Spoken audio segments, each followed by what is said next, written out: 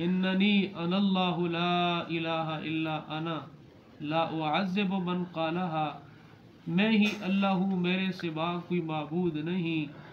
जो शख्स इस कलमा को कहता रहेगा उसको अजाब नहीं करूँगा। ये कलमा ऐसी चीज़ है कि जो 1.25 लाख नबियों की मेहनत का मैदान। अब यहाँ अरबी में लिखा हुआ है रसूलुल्लाह, रसूलुल्लाह नहीं रसूल अल्लाह है। इसी वजह से उलमा मना करते हैं हमारे बड़े हजरात के जो अरबी नहीं पढ़े हुए हैं वो अरबी ना पढ़ें, क्योंकि हमने तो ग्रामर पढ़ा हुआ है, गलती हमसे भी हो सकती है। अब यहाँ किताब ने लिखा हुआ है रसूलुल्लाह, हालांकि है ये रसूल अल्लाह है, मैंने भी रसूल अल्लाह पढ़ा है। तो अल्लाह का इरशाद है, अल्लाह फरमाते हैं कि जन्नत के दरवाजे पर लिखा हुआ है, ये क्या लिखा है, ला इलाहा इल्ला अना।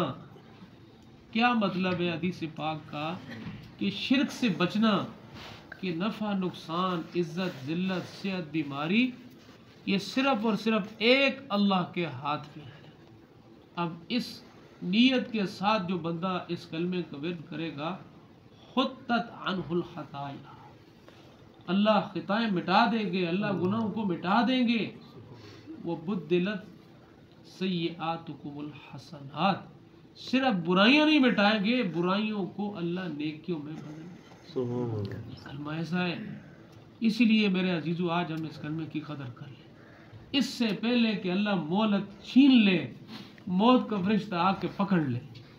आज अल्लाह ने मोहलत दी है। आप सल्लल्लाहु अलैहि वसल्लम का फरमान है, एक ज़माना आएगा ईमान ऐसे मदीना की तरफ भागेगा जैसे सांप अपने बिल की तरफ भागता है। चारों कोनों में, चारों तरफों में ईमान के लुटने के हमले हो रहे हैं। हम ये ना समझें हम महफूज हैं। एक दुश्मन आता है ना, वो बता के आता है। एक इंसान का दुश्मन है या इंसान का चोर है, वो चोरी करने के लिए बता के आता है। एक वो है जो दोस्त की शक्ल में दुश्मन बन के आता है। ये बड़ा खतरनाक होता है।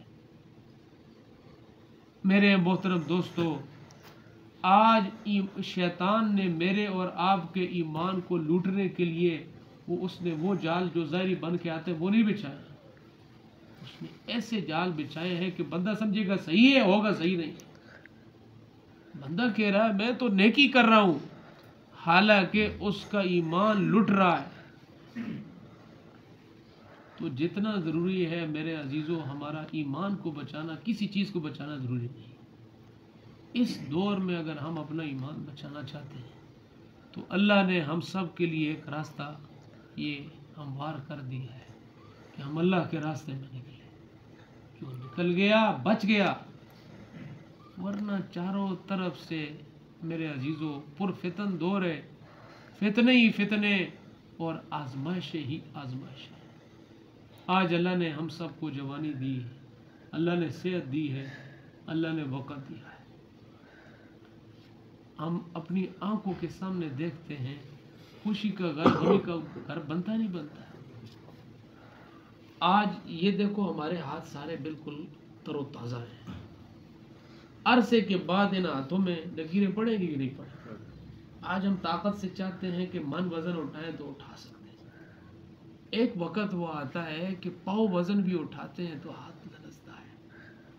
एक वक्त वो भी आता है पाँव वजन को छोड़ो, सिर्फ इंसान खाली रुमाल उठाता है तो हाथ थरथर आता है। क्यों? यहाँ दुनिया में ताकत की हमेशगी नहीं है, जिंदगी की हमेशगी नहीं है, यहाँ इंसान की सेहत की हमेशगी नहीं है। यहाँ जो चीज़ है आर्जी है, फानी है, खुदा ने लेनी है। आज जो वक्त की नेमत मिली है, अल्लाह की कसम कल हम रोएंगे, कल नहीं मिलेगी। ये हदीस में आता है, शेख साहब ने वो हदीस यहाँ फज़ाइल अमाल में भी लिखी है, जो लोग क़यामत के दिन जन्नत में चले जाएंगे। किधर चले जाएंगे? अब जन्नत तो मिल गई है, अल्लाह की रज़ा भी मिल गई है, फिर तुम्हें और क्या चाहिए?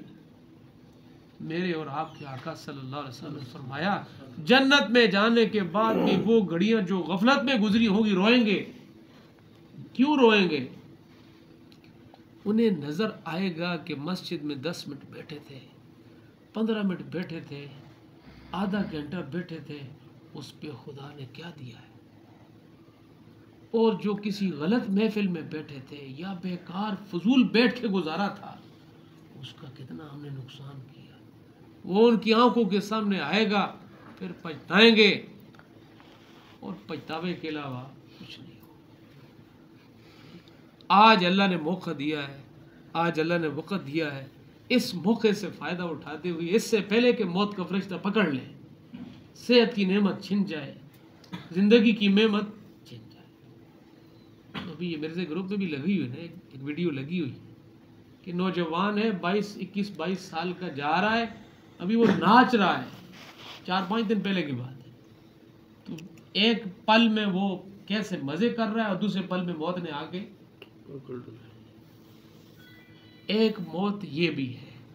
और दूसरी मौत ये है कि अभी ये गुज़श्ता साल छोटी ईद का खुतबा हमारे एक साथी ने दिया है, अभी वो मस्जिद से बाहर नहीं गए, उधर ही लेट गए।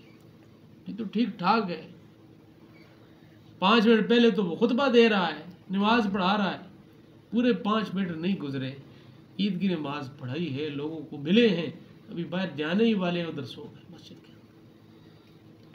तो एक मौत वो है, एक ये है, दोनों का अंजाम हो। तो फरमाते हैं जैसे ज़िंदगी गुजारोगे उस तरीके से फिर मौत पकड़ेगी। तो आज अल्लाह ने मौका दिया है, अभी छुट्टियां भी हैं, तो मेरे अजीज़ों, मस्जिद अल्लाह का घर है, और बंदा जिसके घर जाता है तो उसका मेहमान बनता नहीं बनता। हम अपनी शादियों में, खुशियों में किसको बुलाते हैं? जिसको चाहते हैं बुलाते हैं ना। फलां को कार्ड देना है, फलां को ये देना है। खुदा अपने घर में उसको बुलाता है जिसे चुनता है। और फिर दूसरी बात, जिसके घर में जाएंगे, जितना बड़ा बंदा होता है वो बड़े फ़ख्र से कहता है आज तो 18 डिशें हैं जी। एक जगह हम गए, वो साथी बड़े फ़ख्र से कहने लगा, यार जिस जगह हम बैठे हैं इसने 18 डिशें पकाई। कितनी है जी? 18 डिशों का मतलब क्या है? 18 किस्म का सालन बना हुआ है। कितना जी? 18 किस्म का सालन बना हुआ है। खाने वाले बंदे कितने हैं? 10 हैं। वो 10 बंदों के लिए 18 किस्म का खाना बना हुआ है। तो अब ये है कि उसने तो अपने तकल्लुफ़ किया, अपने पैसे को देखकर कि हमने तो इतनी डिशें बनाई हैं। अब मेरे अजीज़ों, थोड़ा सा ज़हन आप उधर ले जाओ, जिधर ले जाओ। अल्लाह कुरान में कह रहे नुज़ुलन मिन गफूरिर रहीम। अल्लाह मेज़बान होंगे और जन्नती मेहमान होंगे, फिर मेहमानी कैसी होगी? यहाँ जो डिशें बनी है इससे पेट भी ख़राब हो सकता है, 18 डिशें नहीं खा सकते, लेकिन जन्नत में हज़ारों डिशें होगी, सारी खाओ कुछ भी नहीं हो। तो उस जन्नत को हासिल करने के लिए अल्लाह ने मौका दिया है। तो सारे भाइयों से गुजारिश है कि 3 दिन के कई साथियों ने इरादा किया है, अभी छुट्टियाँ भी हैं, तो कौन कौन भाई इंशाल्लाह तैयार है, जमात भी आई हुई है, कौन कौन इरादा करता है, फिर दुआ कर लेते हैं। हाँ जी, इरादा करें ना, फिर दुआ कर लेते हैं। माशाअल्लाह, इमरान नाम भी